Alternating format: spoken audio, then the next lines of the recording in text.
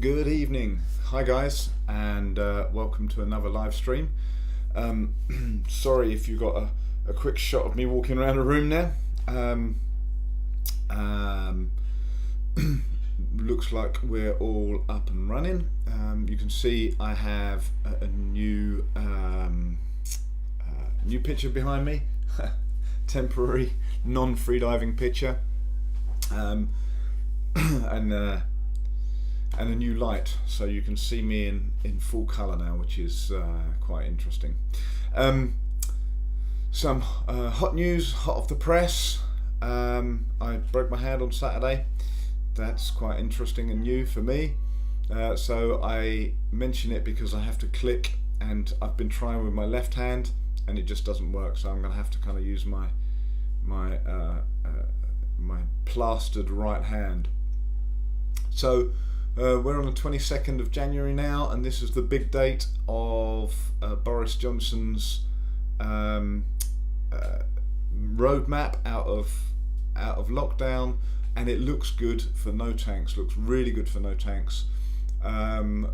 The Greek trip in April looks like it's going to go ahead because it's a training trip, not a holiday. So it looks like they're going to allow that. Then we have a Wales trip at the end of May. I'm looking up at the calendar there. So end of May, we've got 4 days in Wales, North Wales, diving in the quarries up there. So that's going to be fantastic.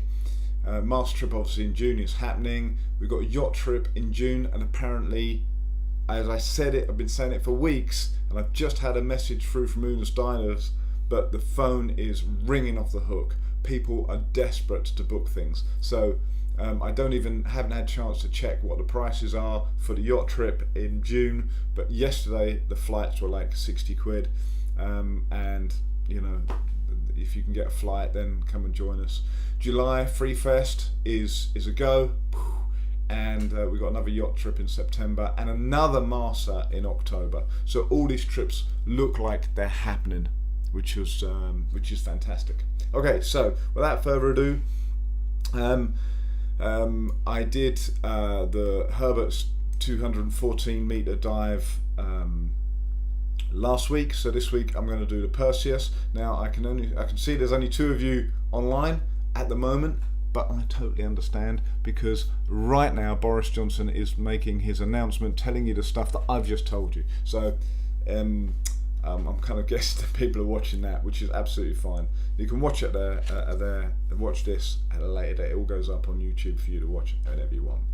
So without further ado, let's go into the HMS Perseus. So the HMS Perseus is a British submarine built in 1929, and it saw active service and was sunk in 1941 with 61 souls lost, and 1 person survived, a guy called John Capes.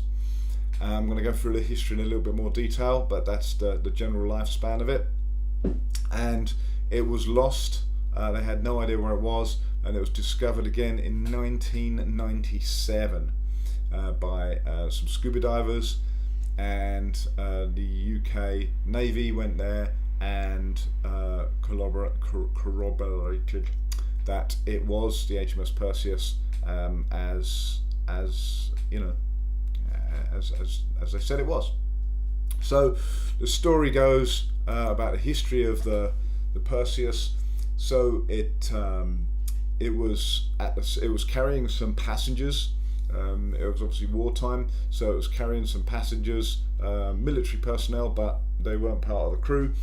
And it was about 7 miles south of the island of Kefalonia, the Ionian in the Ionian Sea, and it hit an Italian mine while at the surface, and so it sank quite quickly. And when it hit the bottom, a guy called John Capes, who was in the one of these passengers, he wasn't on the crew manifest, was at the back of in the torpedo room He had a bunk slung up in there, and he knew that the whole sub was flooded. So he tried to rescue a couple of people, but essentially took a glug of rum, put on his life jacket, his Davis suit as they're called, and which was pure oxygen. So it had a breathing apparatus, but it was pure oxygen. The depth gauge said 70 odd meters. He undid the valve at the top, the escape hatch, and went to the surface.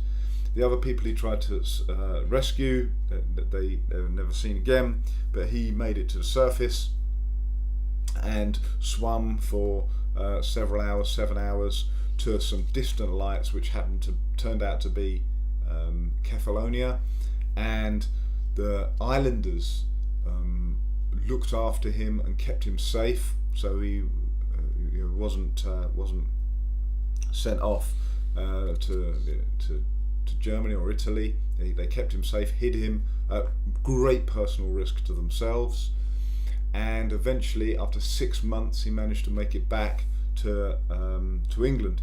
And he told people their story, and they didn't believe him, because for one thing, breathing pure oxygen at a depth of 70 meters is instant death.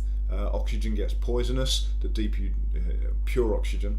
In fact, no, oxygen gets poisonous the deeper you get, but pure oxygen becomes lethal about 10 meters. So nobody believed him that he could breathe this oxygen, and nobody believed that he had survived this ascent from a submarine. And his name wasn't even on the manifest. There was no, people didn't believe people didn't even believe he was on the submarine.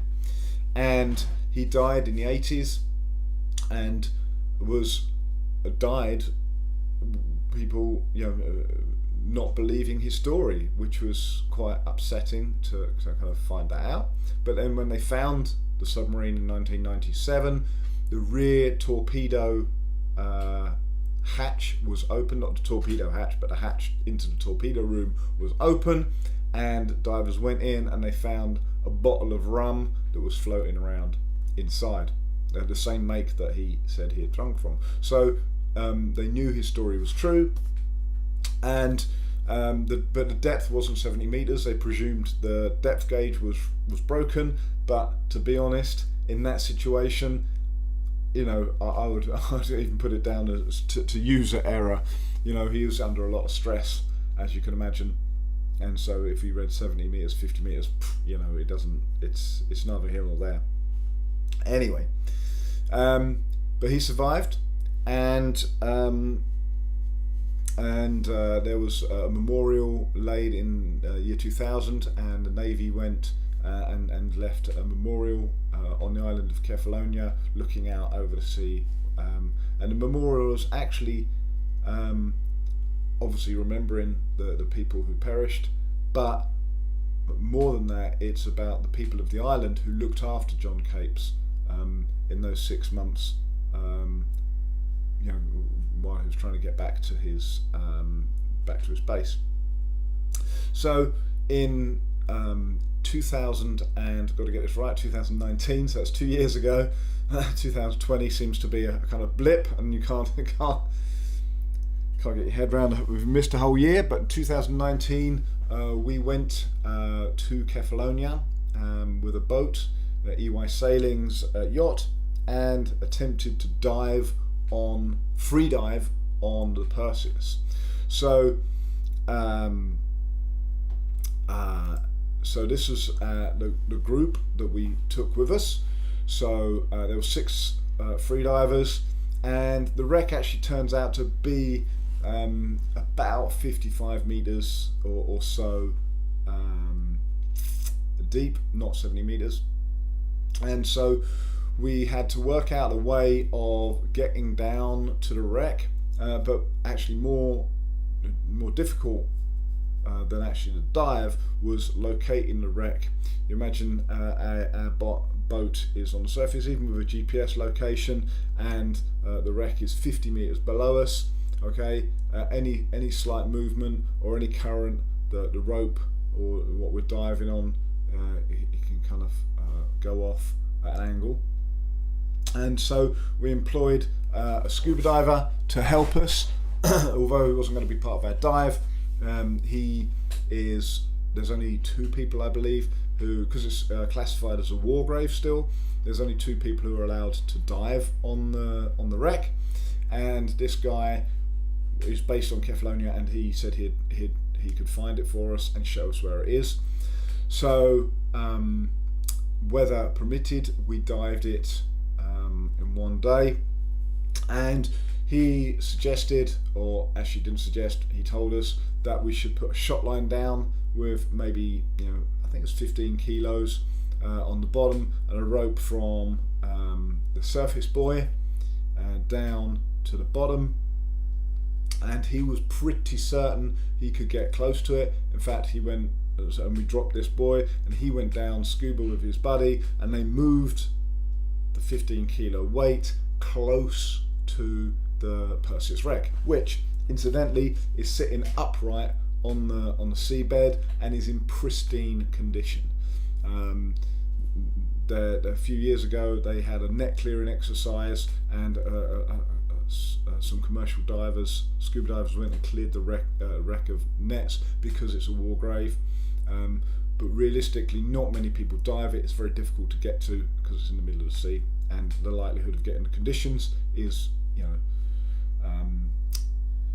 very limited. So this guy put the shot line, moved it close to the wreck, and we started to dive it. But this turned out to be a complete waste of time, because we were diving with a sled, and the currents were just enough that the rope kind of sagged, so it kind of went down and sagged into where the weight was. So although we went down straight, we were actually quite a way away from where the wreck was, and every time we went up, it moved the bottom weight. So the first few dives, this is Mika and I, we hit the bottom, and you could see the wreck behind us. So you can see that's the conning tower and the gun there. So we landed next to it, and we saw the wreck, and we got these photos, these stills, which were, it was incredible. And in fact, the first dive we did on this, so we were using a head down sled, 2 people, because we wanted to share the experience. There's no, just being there on your own is fantastic, but to share it is 10 times better. It also makes it a lot safer. So we went down, and the first time I got there, because there's 6 of us who were diving in buddy pairs, so we each had 2 dives on the wreck on that day's diving. And so we would dive, one buddy pair would be breathing up, and the other buddy pair would be manhandling. The other buddy pair would be trying to keep the buoy in the right place, because we knew which way the current was going, but it didn't really kind of work too well because it's very hard to hold it in the right place. So first dive, we each got 2 dives on it. First dive, I hit the bottom with Mika, and I opened my eyes, and it was just pitch black, and you couldn't see anything. And I was like, well, I can't see anything. And I kind of looked that way, and there was nothing, just black. And we're like, well, obviously we're so deep, it's because you have your eyes closed on the way down, just thinking about equalizing and relaxing. Most important things to relax to get to the dive site. At any point, either of us could call and bail, but if you just relax and say we hit the bottom, I looked left and it was just pitch black, looked right and it was pitch black, and I was like, okay, well, we can't see it, we can't see anything. And then I suddenly realised that actually I looked up, that it was pitch black, but it was the submarine, and because it was 80 meters long and we'd landed right in the middle, 40 meters one way was pitch black, like 3 meters high, and 40 meters the other direction, pitch black, and 3 or 4 meters high, and it was like, whoa, we are right next to it, this is incredible. So we saw the submarine, but you don't want to be at the bottom of the submarine. It's like a boat.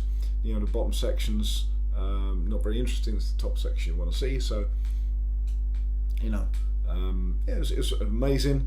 The next dive we did, we said, well, okay, we'll try and stop a little bit higher and see the top, but we were this far away, which is why we, this is the second dive I did. I took the camera on that one, and you could see across and see and we'd moved further away by then. So that was it. The second, luckily we had an opportunity to dive again. That's twice in 1 week. That's really quite rare.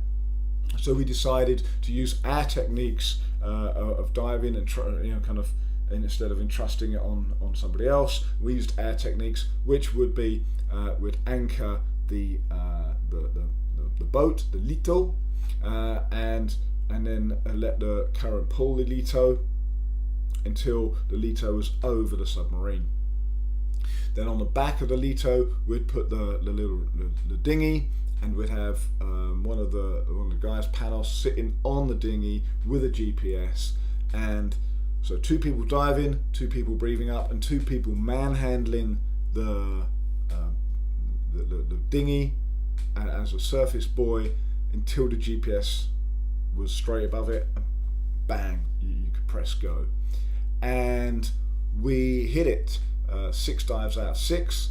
We managed to, instead of getting this, we actually landed straight on top of it. And you can see here, this is a photo taken from about 20 meters, so you can see the visibility is absolutely incredible, which isn't unusual on that wreck to get fantastic visibility, because you can only dive it when there's no waves or current, or very little waves or current. So visibility is usually good when you're diving it, because you don't dive it when the visibility is not good. Yeah.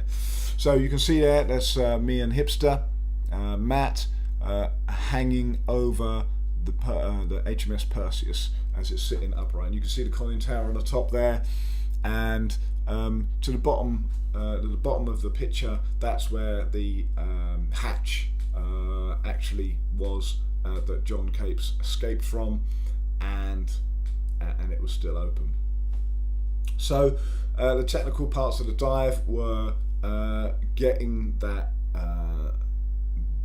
the dinghy, or as we were using it as a surface buoy, above the location. We had a handheld GPS that kind of gave that, and you'll see that the sonar that the EY sailing guys had on board, and I'll show the video in a minute, gives a fantastic outline of the submarine. You can't miss it. We knew we were on it, so we knew exactly kind of where we were aiming for, so we knew the GPS locations were good. And big up to Griff from the British Navy, who helped us out and gave us some GPS locations, and hopefully, fingers crossed, he'll be able to make it on the trip this year with us to come and see it. So we knew where it was. We had the GPS locations on a handheld GPS, so we knew we were pretty dead over it. And with the sled, we set the sleds to just above the top of the submarine. So unlike on the first dives where we were on the bottom looking up at it, on the second day's diving, we were kind of level with the top, and you'll see that in the video that we kind of shot. And that's it really. I mean, taking a large-ish camera down there is quite tough. Luckily I can hands-free equalize, which meant I held the sled with one hand, held the camera with the other hand, hands-free equalize, get to the bottom, open your eyes, and you got however long you've got to film. It was quite tiring, just staying on the surface, because you had to do your shifts at moving the boat around, but we did it, we dived it, and we got some footage. So hopefully that gives you a bit of a technical background behind diving this sub, and I say hopefully in September this year we're going to go back and dive it again. So I'll show you a film, and then you're welcome to ask questions if you're watching online. There's a few people now online I can see. You're welcome to ask questions, or otherwise I'll just explain some of the stuff in the film. So sit back and here we go.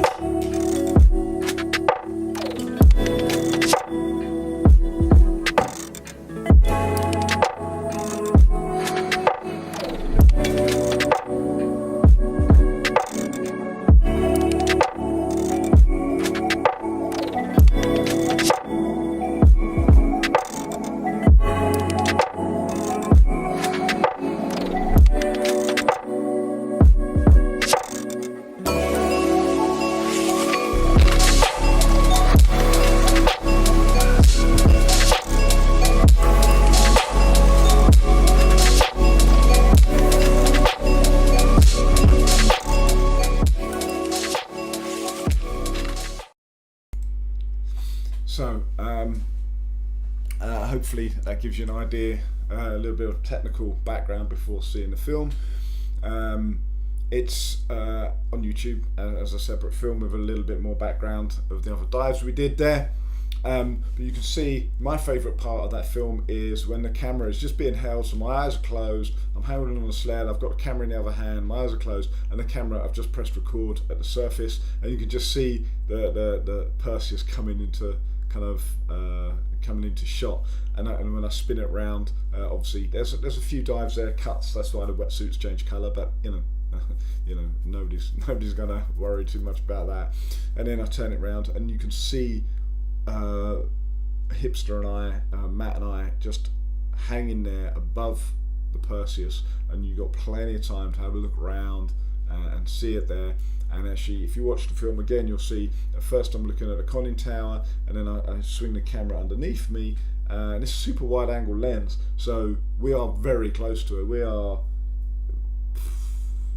a metre above it, maybe 2 meters above it, that's it. And then a pan, and if you look closely you can see the hatch, because I'm looking to the stern, you can see the hatch opening, or open, that John escaped from. And then I kind of, as I was panning round, I looked up and Hipster had started swimming towards the conning tower, and that's why there's a little cut where I moved my camera back up again, and then you see him just swim over and just almost has a look inside the conning tower. And then obviously back to the sled, and up we come. So all in all, it was a fantastic week's diving. But the dive itself, although the dive itself was the objective and was the culmination of the week's exercise, the actual technical difficulties were the difficulties. Once the rope and the sled is set up dangling straight above it, pretty much the dive's kind of pretty easy. But it's getting the rope and the sled dangling over the right spot. So again, hopefully this year 2021 we're going to go back and dive it again. If you're interested in any of the trips, then let us know. If you have any questions, pop them in the comments and I'll answer them. And hopefully I'll see you next week for another live stream. Thank you very much for joining me, and